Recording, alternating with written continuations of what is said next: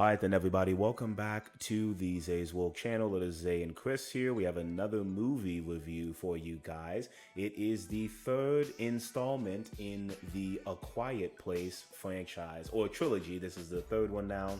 This is the A Quiet Place Day 1, of course, when New York City, New York, yeah, when New York City comes under attack from an alien invasion, a woman and other survivors try to find a way to safety. They soon learn that they must remain absolutely silent as the mysterious creatures are drawn to the slightest sound. Of course, this is the story by John Krasinski. He was in the first one, and Emily Blunt, who was the star of the second one. And a quick little second one. Yep. He was in a quick cameo. Oh, yeah. He had a quick cameo in the second one, but it was just a flashback. But yes, this film stars Lupita, as we have seen her in many, many films, as well as Alex Wolff, Joseph Quinn. Really, it's a pretty self-contained story between Lily, Lupita, and Joseph. So okay, so for A Quiet Place Day 1, what were the things you enjoyed about the film? We're just going to be honest here. The things that I specifically enjoyed, Lupita's going to act in anything she needs to. She makes it very, very easy. I think that the first 10 to 15 minutes of the film were lighthearted and nice. And I think that the initial introduction of the aliens when they came down to Earth, that was pretty scary. Just the terror of, like, you know, it's just fog everywhere. You can't see anything. It's dust, it's ash. And then you just hear people screaming like, oh my God. And then they just get completely destroyed, like snatched up. And that's when you realize, like, oh man, we should probably stay quiet. There are people who act dumb and they just yell out, you know, either their partner's name, and they just get snatched up. But I think that it was pretty good, just showing the initial impact of what it was to have these aliens here. But that was it. So let's just get into the things that we didn't like. No, let's just keep it real. Or, you know, the effect. We've always known the effects and how the monsters look is amazing. It's scary. They look terrifying. They're huge. They're strong. They can slash you up quickly. Like, it is a truly terrifying monster. So that was nice. Like I said, the monsters have always been scary. And like you said, the beginning of it with Alex Wolff in it, it was very lighthearted. He was playing a nurse. That's not going to spoil anything for you. If we sound choppy, it's because we're trying not to. And I love you, Lupita. Yes, Lupita, we love you. At the end of the day, Lupita's back is definitely hurting from carrying this entire film. I like Joseph too. He doesn't like Joseph, but I like Joseph. I think he did okay. Eddie. But I think any actor could have done his role.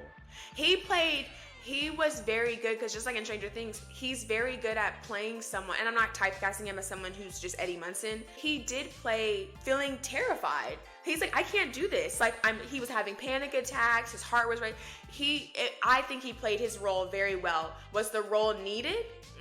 Yes. So let's quickly get into, if you're wondering, man, they haven't even talked about the story. So essentially, Lupita's character, Sam, she has cancer. She is in hospice care.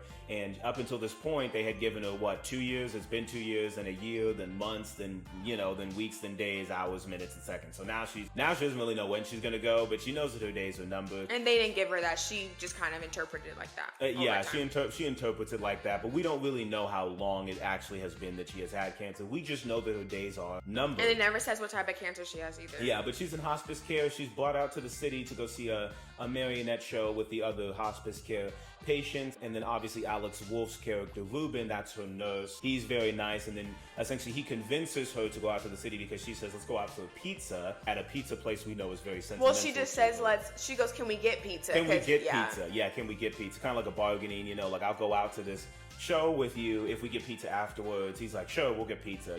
He intends on doing that until in the middle of the show she leaves and she looks outside and she can see, like, essentially like these giant, like, meteorites coming down out of the sky. And then she realizes, like, okay, people are kind of in a panic. They all get back on the bus.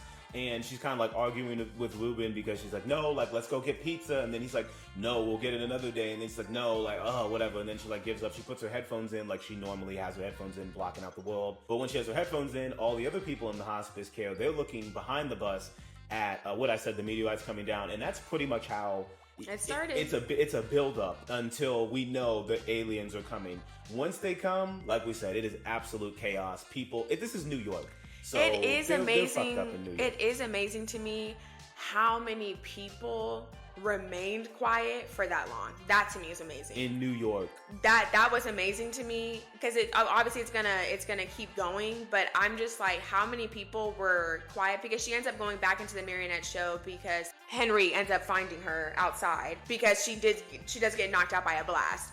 But it's like, how many people were in there and were quiet? That blew me. From seeing A Quiet Place day one, I was like, oh, so many people are gonna get murked immediately. Like, so many people, and you're in New York. They keep it. Now, they do. There's plenty of scenes where they do.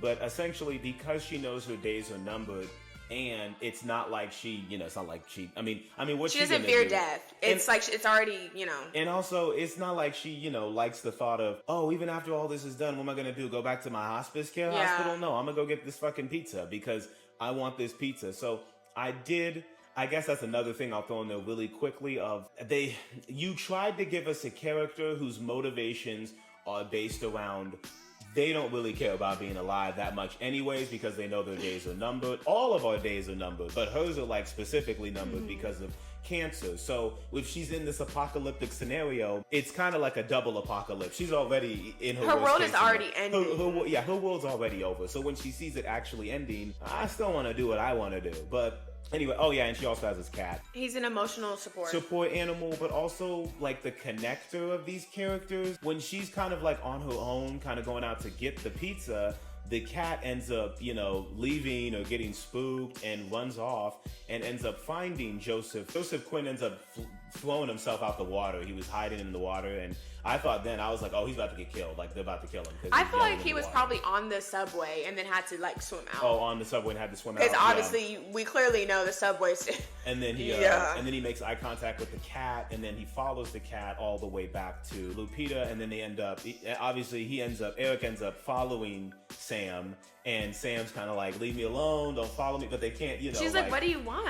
But then it does start raining, so then she's literally like, hey, like, what do you need? Why are you following me? Yeah, they figured you need that to out go that early. way, because because they already have kind of like something set for them, like go to the water. They've already figured out like, these aliens can't swim, so they're like, head to the water, head to the ports, we'll have, boats to take you guys out of here, and that's kind of what goes on, because they can't. And I was happy to see that we do actually get to see one die in the water, because I'm like, I wonder how that happens. The film definitely felt very empty throughout it. It's just a different feel than the first two. The first two had so much intrigue and mystery. And it was a family dynamic too. Yes. Like, we cared about them. You had kids, you had a wife, you had a husband. Yeah. And they love each other. These two are random, and we get it. It's supposed to show day one. It just does not feel like much is happening in this film that's exciting, that's intriguing. It feels like we've seen it almost a million times before. Because these aliens, they are scary no matter what, but it's still like, okay, we've already seen them. We've seen them murk people. We've seen them get murked. We've seen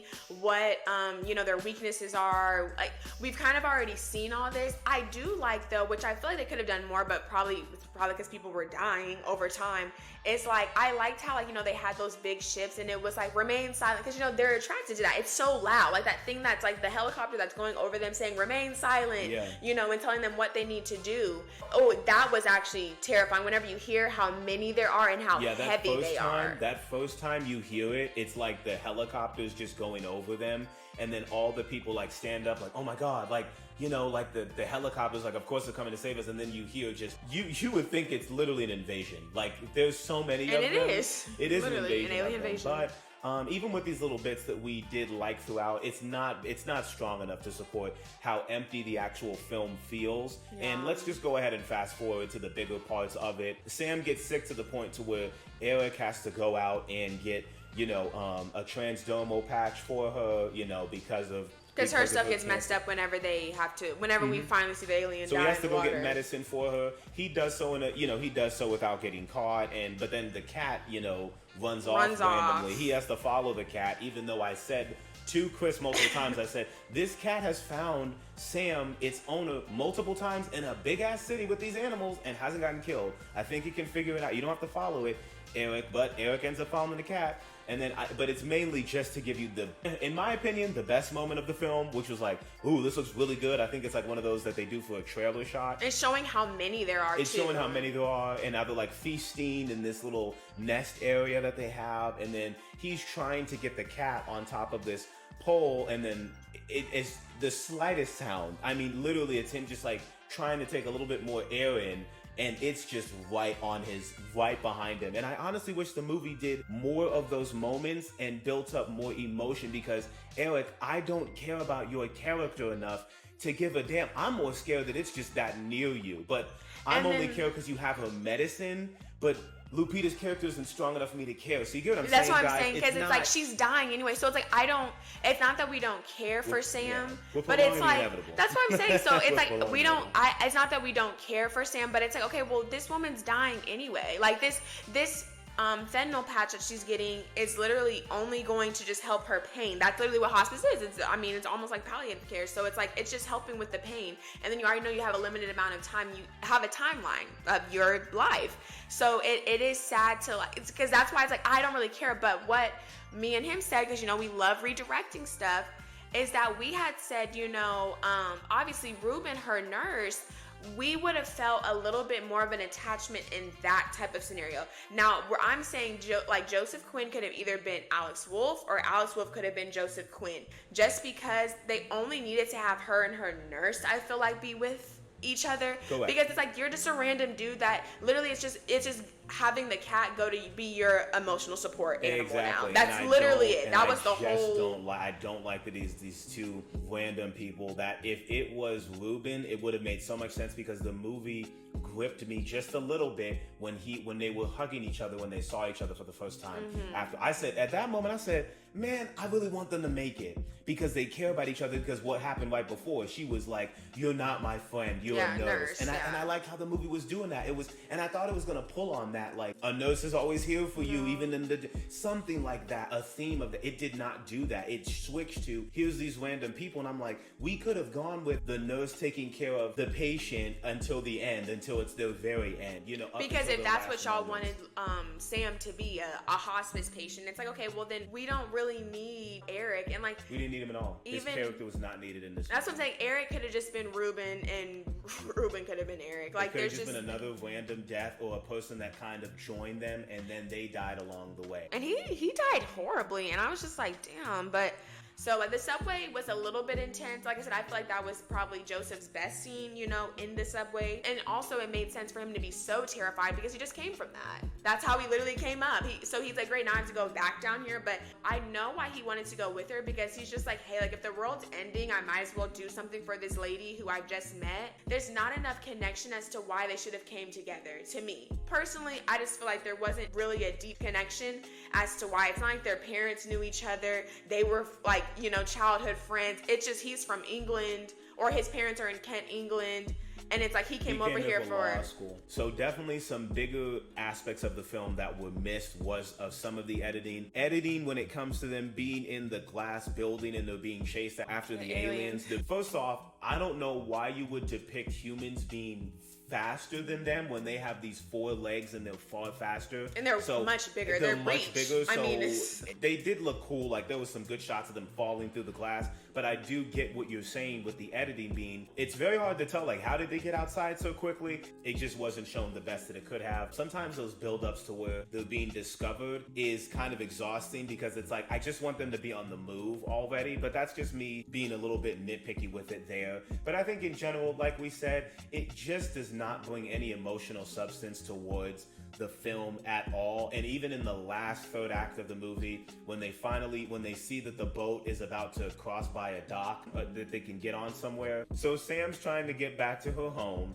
and she knows that Eric needs to get on this boat. So they go by this dock, and she ends up giving him a jacket. She gives him then her cat, little cardigan. And yeah, she gives him her cat, and then she ends up, taking a pipe, and she ends up hitting the cars and distracting the aliens from getting to her. How they don't get her in that moment, I'm very surprised, because obviously I get the cars were doing their own sounds, but whatever. Ends up, she distracts them long enough for Eric to just barely jump off the dock as they're going to get him. That was a nice little moment, because I thought for sure, I'm like, he might get got, but he didn't. And you would think that Lupita was going to pull what John did in his movie, which was yelling and giving up her body to, distract them. But she No. didn't. She didn't have to do that. I think she was about to, but then she didn't. Eric makes it to the boat. Henry brings them up on the boat. Henry, stop the boat. Henry, no one's stopping the boat. Yeah, Henry was like, stop the boat. They're not stopping the boat. Come on, They're not stopping the boat. For one random person. Henry, let's sorry. be honest, you wouldn't have stopped the boat if someone was yelling for you to do it. Sam ends up walking back to her home, where she sees her family in the picture, obviously, of her as her as a kid when Patsy's she was Pizza. at Patsy's Pizza. And the movie ends with her, listening to her Feeling music. good. Yeah, and then she takes the headphones out. She can obviously, she has a stereo with her, so when she takes the headphones out, the stereo makes all the noise, and then the alien plops down right at the ending of the song, or right at the beginning of the song. And then that's it. That's A Quiet Place Day 1. So let's just get into the rating of the film. We are going to give this film a C-. Let's just be honest here. This film did not need to be made. It I think didn't. that the first and second Quiet Place films, first one's phenomenal. Oh, the yeah. second one is great for what it is because you still did something. You made them battle against the aliens pretty well. Mm-hmm. I just don't think we needed to know what happened on day one. And if you did want to show it, I think the story behind the characters was so flat that it made me not care about the fact that there was a day one. Appreciate you guys for tuning in. But make sure to like, comment, and subscribe. And we will catch you guys later. Peace out.